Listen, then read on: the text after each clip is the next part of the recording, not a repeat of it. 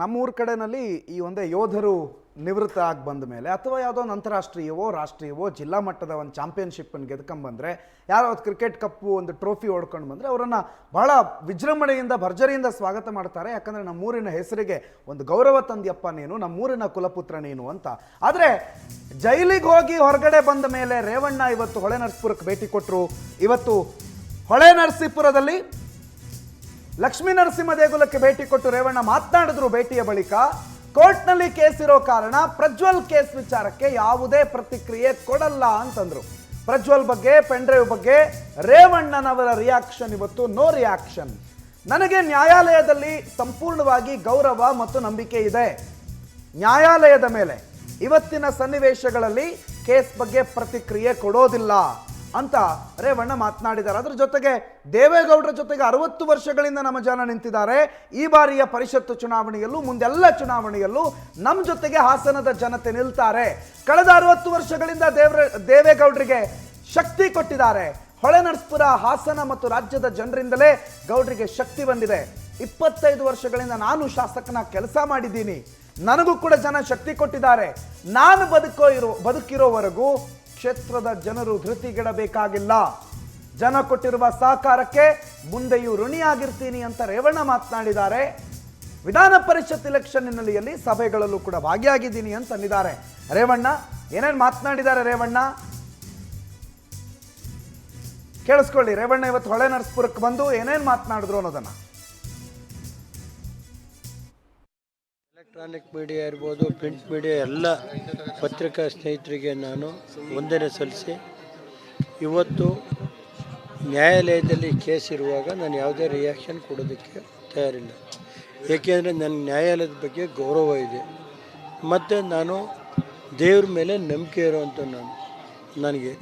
ಆದ್ದರಿಂದ ನಾನು ಇವತ್ತಿನ ಸನ್ನಿವೇಶದಲ್ಲಿ ಈ ಕೇಸ್ಗಳ ಬಗ್ಗೆ ಯಾವುದೇ ನಾನು ರಿಯಾಕ್ಟ್ ಮಾಡಲ್ಲ, ಗೊತ್ತಾಯ್ತಾ. ಮತ್ತು ಜಿಲ್ಲೆ ಜನ ನಮ್ಮನ್ನು, ದೇವೇಗೌಡರನ್ನು 60 ವರ್ಷಗಳ ಸತತವಾಗಿ ಈ ಜಿಲ್ಲೆ ಜನ, ಹೊಳೆನರಸೀಪುರ ತಾಲೂಕಿನ ಜನ, ಜಿಲ್ಲೆ ಜನ, ರಾಜ್ಯದ ಜನ ದೇವೇಗೌಡರನ್ನ ಕಳೆದ 60 ವರ್ಷದಿಂದ ರಾಜಕೀಯ ಶಕ್ತಿ ಕೊಟ್ಟಿದ್ದಾರೆ. ದೇವೇಗೌಡರಿಗೆ, ಕುಮಾರಣ್ಣರಿಗೆ, ನನಗೆ ಸುಮಾರು 25 ವರ್ಷ ನಾನು ಶಾಸಕನಾಗಿ ಕೆಲಸ ಮಾಡಿದ್ದೀನಿ, ಗೊತ್ತಾಯ್ತಾ ಸರ್. 25 ವರ್ಷ ಶಾಸಕನಾಗೂ ಕೆಲಸ ಮಾಡಿದ್ದೀನಿ. ನಾನು ಈ ಜಿಲ್ಲೆಯ ಮತ್ತು ಹೊಳೆನರಸೀಪುರ ತಾಲೂಕಿನ ನಾನು ಬದುಕಿರೋವರಿಗೆ ನಮ್ಮ ಜನ ಯಾರು ಧೃತಿಗೆಡಬೇಕಾದಂಥ ಅವಶ್ಯಕತೆ ಇಲ್ಲ.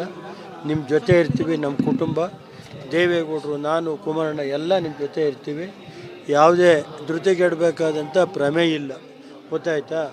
ಅದರಿಂದ ನಮ್ಮ ಜಿಲ್ಲೆ ಜನ ಇವತ್ತುವರೆಗೆ ನನಗೇನು ಸಹಕಾರ ಕೊಟ್ಟಿದ್ದೇನೆ, ಮುಂದೇನು ನಾನು ನಿಮ್ಮ ಜೊತೆ ಆ ಸಹಕಾರಕ್ಕೆ ಋಣಿಯಾಗಿದ್ದೀನಿ ಅಂತ ಹೇಳಿ ನನ್ನ 2 ಮಾತನ್ನು ಬಾಕಿದ ಆಮೇಲೆ ಏನೇ ಇದ್ದರೂ ಇಲ್ಲೇ ಇರ್ತೀನಿ. ಇವತ್ತು ದಕ್ಷಿಣ ವಿಧಾನ ಪರಿಷತ್ತದು ಎಲೆಕ್ಷನ್ ಇದೆ. ಅದಕ್ಕೋಸ್ಕರ ನಿನ್ನೆ ದಿವಸ ನಾನು ಮೈಸೂರಿನಲ್ಲಿ ನಮ್ಮ ಕಾರ್ಯಕರ್ತರು ಜೊತೆ ಕುಮಾರಣ್ಣರು ಏನು ಮೀಟಿಂಗ್ ಕರೆದಿದ್ದು ಅಲ್ಲಿ ಭಾಗವಹಿಸಿದ್ದೀನಿ. ಇವತ್ತು ಹಾಸನದಲ್ಲೂ ನಾನು ನಮ್ಮ ಪ್ರಮುಖ ಫಸ್ಟು ನಮ್ಮ ಲೀಡರ್ಗಳು ಕರೆದು ಆಮೇಲೆ ಶಿಕ್ಷಕರನ್ನ ಏನಿದೆ, ಇವತ್ತು ಕುಮಾರಣ್ಣರು ಶಿಕ್ಷಕರಿಗೆ ಏನು ಕೊಡುಗೆ ಕೊಟ್ಟು ಅವರು ಕಳೆದ 50 ವರ್ಷದಲ್ಲಿ ಸ್ವಾತಂತ್ರ್ಯ ಬಂದಾಗಲಿಂದ ಸುಮಾರು 50 ತಾಲೂಕು ಕೇಂದ್ರಗಳಲ್ಲಿ PU ಕಾಲೇಜ್ ಇರಲಿಲ್ಲ. ಸುಮಾರು ಒಂದು 48 ತಾಲೂಕು ಕೇಂದ್ರಗಳಲ್ಲಿ ಫಸ್ಟ್ ಕ್ಲಾಸ್ ಕಾಲೇಜ್ ಇರಲಿಲ್ಲ. ಶಿಕ್ಷಣಕ್ಕೆ ಯಾರು ಒತ್ತು ಕೊಟ್ಟಂಥ ಮುಖ್ಯಮಂತ್ರಿ ಇದ್ದರೆ ಅದು ಕುಮಾರಣ್ಣರು, ಯಡಿಯೂರಪ್ಪನವರು ಇದ್ದಂಥ ಕಾಲದಲ್ಲಿ ಅಂತ ಹೇಳ್ತೀನಿ. ಇವತ್ತು NDA ಅಭ್ಯರ್ಥಿಯಾಗಿ ವಿವೇಕ್ ಅವರು ನಿಂತಿದ್ದಾರೆ ನಮ್ಮ ಪಕ್ಷದಿಂದ. ಅವ್ರಿಗೆ ಮತ ಕೊಡೋದಕ್ಕೆ ನಾನು ಎಲ್ಲ ಶಿಕ್ಷಕರನ್ನ ಮನವಿ ಮಾಡ್ತೀನಿ. ಇವತ್ತು ನಮ್ಮ ಜಿಲ್ಲೆಯ 4 ಶಾಸಕರು ಮತ್ತು ಶುಕ್ರವಾರ BJPಯ ಮುಖಂಡರು ನಮ್ಮ ನಿನ್ನೆ ಸುರೇಶಣ್ಣರು ಸಿಕ್ಕಿದ್ರು, ಜಿಲ್ಲಾ ಅಧ್ಯಕ್ಷರು ಸಿಕ್ಕಿದ್ರು BJPಯ, ಮತ್ತು ಎಲ್ಲ BJP ಮುಖಂಡರೆಲ್ಲ ನಿನ್ನೆ ಮೈಸೂರಲ್ಲಿ ಬಂದಿದ್ರು, ಭೇಟಿ ಮಾಡಿದ್ದೀನಿ. ಶುಕ್ರವಾರ ದಿವಸ ಮತ್ತಿನ್ನೊಂದು ಸಭೆ ಮಾಡ್ತೀನಿ. ಇವತ್ತು ನಮ್ಮ ಪಕ್ಷದ ಶಾಸಕರು ನಾವೆಲ್ಲ ಒಳಗೊಂಡಂತೆ ಒಂದು ಹಾಸನದಲ್ಲಿ ಜಿಲ್ಲಾ ಮುಖಂಡರುಗಳು ಸೇರಿ ಮೀಟಿಂಗ್ ಮಾಡ್ತೀನಿ. ಮೀಟಿಂಗ್ ಆದಮೇಲೆ ಎಸ್ ಸರ್, ರೇವಣ್ಣ ಮಾತನಾಡ್ತಾರೆ. 60 ವರ್ಷದಿಂದ ದೇವೇಗೌಡರನ್ನ ಜನ ಸಾಕಿದ್ರು, ಜನ ಸಲಹಿದ್ರು. ಎಸ್, ಅವರನ್ನು ಎಡಗಾಲಿಲ್ಲಿ ಒದ್ದಿದ್ದೀವ್ರೆ ಅಲ್ವಾ ಸರ್? ಒಂದು ಈ ಲೋಕದಲ್ಲಿ ಎಲ್ಲ ಬಿಟ್ಟವನಿಗೆ ಯಾವುದಾದ್ರೂ ಒಂದು ಅವಾರ್ಡ್ ಕೊಡಬೇಕಿದ್ರೆ ಎಲ್ಲ ಬಿಟ್ಬಿಟ್ಟಿದ್ದಾನೆ, ಇನ್ನೂ ಏನು ಇವನು ಬಿಡಲಿಕ್ಕೆ ಇಲ್ಲ ಅಂತ ಅವಾರ್ಡ್ ಕೊಡಬೇಕಿದ್ರೆ ರೇವಣ್ಣ ಅವರಿಗೆ ಸಲ್ಲಬೇಕು. ಜೀವಮಾನದ ಸಾಧನೆ, ಮಾನ ಮರ್ಯಾದೆ ತನ್ನ ಯೋಗ್ಯತೆಗಳನ್ನು ಎಲ್ಲಿಯಾದರೂ ಬಿಟ್ಟುಬಿಟ್ಟು ಏನಾದರೂ ಜೀವಮಾನದ ಸಾಧನೆ ಅಂತ ಕೊಟ್ಟರೆ ರೇವಣ್ಣವ್ರಿಗೆ ಕೊಡಬೇಕು. ರೇವಣ್ಣನವ್ರಿಗೆ ಬಗ್ಗೆ ನನಗೆ ಅಪಾರವಾದ ಗೌರವ ಇತ್ತು. ಬಿಕಾಸ್ ನಾನು ಅವರನ್ನು ಖಾಲಿ ಅವರು ಬೆಂಗಳೂರಲ್ಲಿ ಇರೋದೇ ಇಲ್ಲ, ಅವ್ರು ಸೀದಾ ಹೊಳೆ ನರಸೀಪುರ ಲಿಂಬೆಹಣ್ಣು ಸೀದಾ ಅಲ್ಲಿಗೆ ಹೋಗೋದವರು. ಅವ್ರು ಇವತ್ತಿನ ಪ್ರೆಸ್ ನೋಡಿದಾಗ ಮೊನ್ನೆ ಅವರು ಜೈಲಿಗೆ ಹೋಗುವಾಗಲೂ ನನಗೊಂಥರ ಎಲ್ಲೋ ಮನ ಮಿಡಿತಾ ಇತ್ತು. ಯಾಕಪ್ಪ ಇವರು ಹೋಗ್ತಾ ಇದ್ದಾರೆ, ಮಾಡಿದವನು ಹೋಗಿಲ್ಲ, ಇವರು ಸೀರೆ ಪಿನ್ ಮಾತ್ರ ಎಳೆದಿರೋದು, ಫುಲ್ ಏನು ಮಾಡಿಲ್ಲ ಅಂತ ದೌರ್ಜನ್ಯ ಮಾತ್ರ ಆಗಿರೋದು. ಇವರು ಸ್ಟೋರ್ ರೂಮಲ್ಲಿ ಕಿಚನಲ್ಲಿ ಇಟ್ಕೊಂಡು ಹೋದವ್ರನ್ನ ಹಿಡ್ಕೊಳ್ಳಿದ್ದು ಬಿಟ್ಟರೆ ಇನ್ನು ಕೇಸ್ ಆಗಿಲ್ಲ. ಕೇಸ್ ಆಗೋ ಮೊದಲು ನಾವು ಹೇಳಬಾರ್ದು. ಅಲ್ಲ, ನಾವು ವೀಡಿಯೋನು ನೋಡಿಲ್ಲ ಇವ್ರದ್ದು. That is 2 things is very correct. Okay, ಮಗ ವೀಡಿಯೋ ಮಾಡಿಬಿಟ್ಟವನೆ. ಯಾವ ಬಾಯಲ್ಲಿ ಇವರು ಆ ಮರ್ಯಾದೆ ಬಿಟ್ಟು ಮಾತಾಡ್ತಾರೆ ಗೊತ್ತಿಲ್ಲ. ಫಸ್ಟ್ ನೀವು ಹೇಳ್ತೀರಿ ದೇವಸ್ಥಾನಕ್ಕೆ ಹೋದರೆ ಎಲ್ಲರೂ ಬಂದು ಇವರ ಕಾಲಿಗೆ ಎರಗ್ತೀರಿ ಅಂತ. ನನಗೆ ಮೊನ್ನೆ ಒಬ್ಬರು ಯಾರೋ ಔಟ್ಸೈಡಿಂದ ಫೋನ್ ಮಾಡಿದ್ರು. ಅವ್ರು ಹೇಳ್ತಾರೆ ಪ್ರಜ್ವಲ್ ವಿನ್ ಆಗ್ಬೋದಾ ಅಂತ ಕೇಳಿದರು. ನಾನು ಹೇಳಿದೆ ದೆರ್ ಇಸ್ ಎ ಚಾನ್ಸ್ ಅಂತ ಅವರೇ ಹೇಳ್ತಾರೆ, ನಮ್ಮ ಅಭ್ಯರ್ಥಿ ವಿನ್ ಆಗುವ ಚಾನ್ಸ್ ಇದೆ. ಆಗ ಹೇಳಿದರು ಏನಾದರೂ ಪ್ರಜ್ವಲ್ ಈ ಸ್ಕ್ಯಾಂಡಲ್ ಆದ ಮೇಲೇನು ವಿನ್ ಆದರೆ ಹಾಸನ ಜನತೆಯ ಮಾನ ಮರ್ಯಾದೆ ವರ್ಲ್ಡಲ್ಲಿ ಏನು ಇರ್ಬೋದು ಅಂತ ಕೇಳಿದರು. ಓಟ್ ಹಾಕುವಾಗ ಇಂಥದ್ದು ಒಂದು ಕಾಮನ್ ಸೆನ್ಸ್ ಇಲ್ಲದೆ ಹಾಸನದವರು ಓಟ್ ಹಾಕಿರ್ಬೋದಾ? ಇಂಥ ಪೆನ್ ಡ್ರೈವ್ಗಳು ಹೋಗಿ ಗೊತ್ತಾಗಿನೂ ನನ್ನ ಸಂಸದ ಅವನು ನಾನು ಮಾಡಿಲ್ಲ ಅಂತ ಎಲ್ಲೂ ಹೇಳಿಲ್ಲ. ಇಲ್ಲ ಇದು ಫೇಕೋ ನಂದು ಮಾರ್ಫ್ ಮಾಡಿದೆ ಅಂತ ಎಲ್ಲೂ ಹೇಳಿಲ್ಲ ಅವನು. ಹಾಸನದ ಜನತೆ ಮರ್ಯಾದೆ ವರ್ಲ್ಡಲ್ಲಿ ಹೆಂಗಿರ್ಬೋದು ಅಂತ ಹೇಳಿದರು. ಒಂದು. ಎರಡನೇದಾಗಿ ಮೊನ್ನೆಯಿಂದ 3 ಮದುವೆಗಳು ಹಾಸನದಲ್ಲಿ ಹೊಳೆ ನರಸೀಪುರದಲ್ಲಿ ಕ್ಯಾನ್ಸಲ್ ಆಗಿದೆ. ನಿನ್ನೆ ಒಂದು ಹೊಳೆ ನರಸೀಪುರದ ಪೊಲೀಸ್ ಸ್ಟೇಷನ್ ಮೆಟ್ಲೇರಿದೆ. ಸಂಡೇ ಆಗಬೇಕಾಗಿರುವ ಮದುವೆ 3 ದಿನ ಮುಂಚೆ ಕ್ಯಾನ್ಸಲ್ ಆಗುತ್ತೆ. ಹುಡುಗ ಹೇಳ್ತಾನೆ ನನಗೆ ಹೊಳೆ ನರಸೀಪುರದ ಹುಡುಗಿ ಬೇಡ ಅಂತ.